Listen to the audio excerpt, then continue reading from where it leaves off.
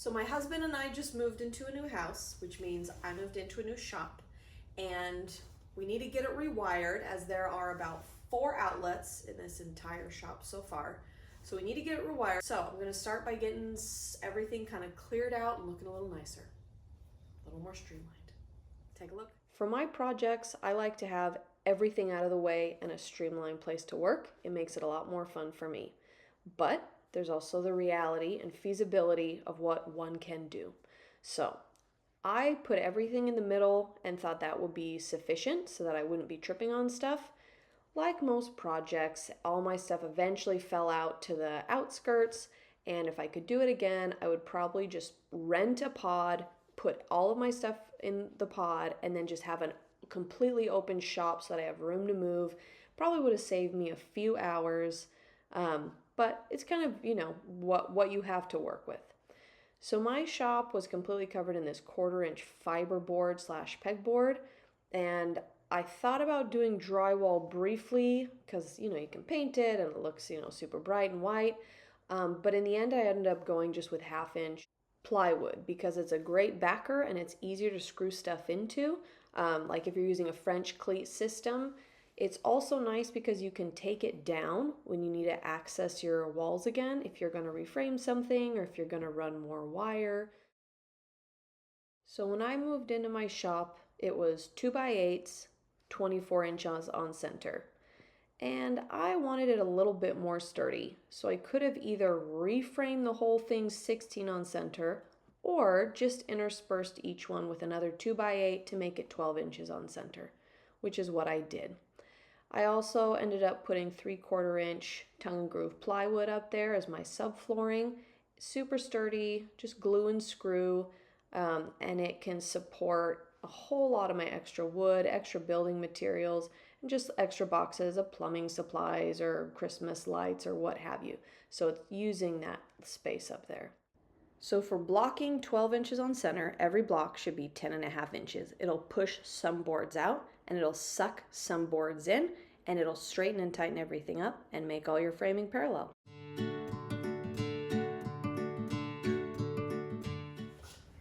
So Megan, now it is time for things to start getting a little bit more fun and seeing some results as you set up your shop.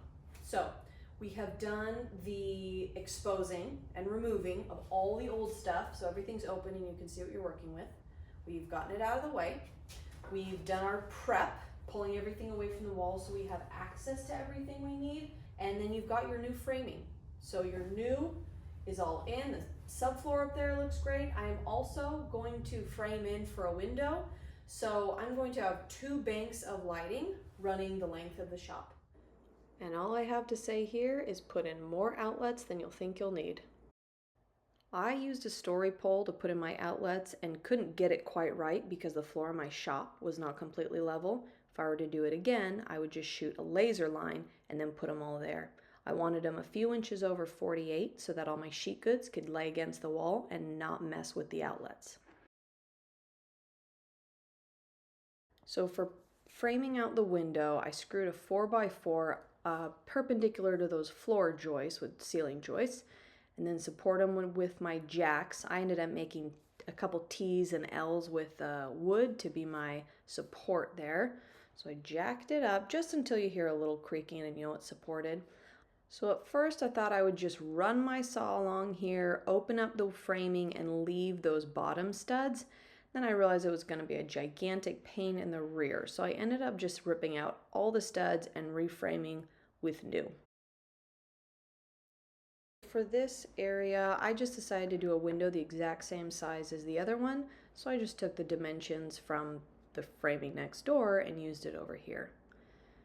Got my header, it was a 2x10 with a 1/2-inch plywood sandwiched in between. And for this little area, if you keep it 16 inches on center, it'll just make it really easy when you put your insulation up so you're not having to custom cut every piece. Taking down the supports, which is wood that I will reuse for the rest of the framing here in just a minute.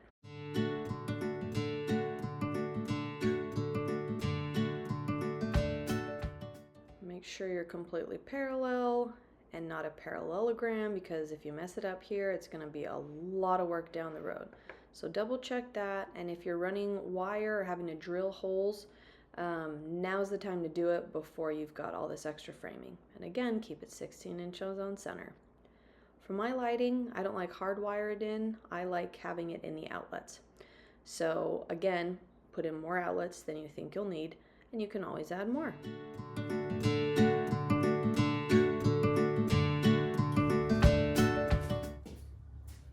All right, moment of truth.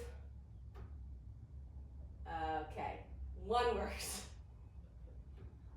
Not funny.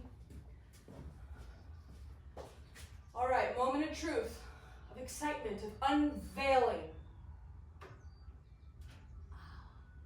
Isn't that nice? We have light! Oh, this has taken 3 times as long and cost twice as much, and I've had to fix so many little things. This is the first bit of like, ah.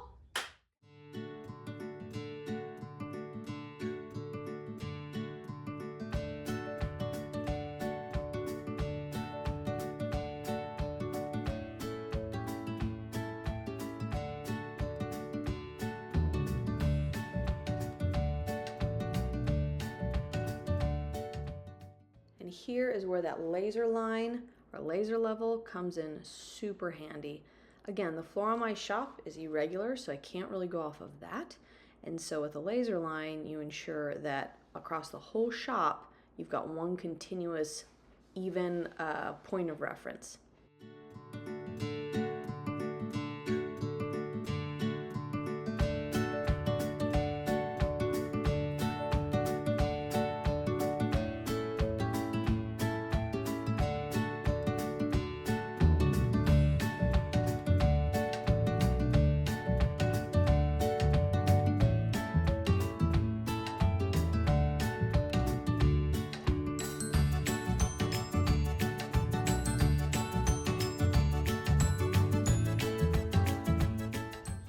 After all that cutting and sheeting, it looks so good.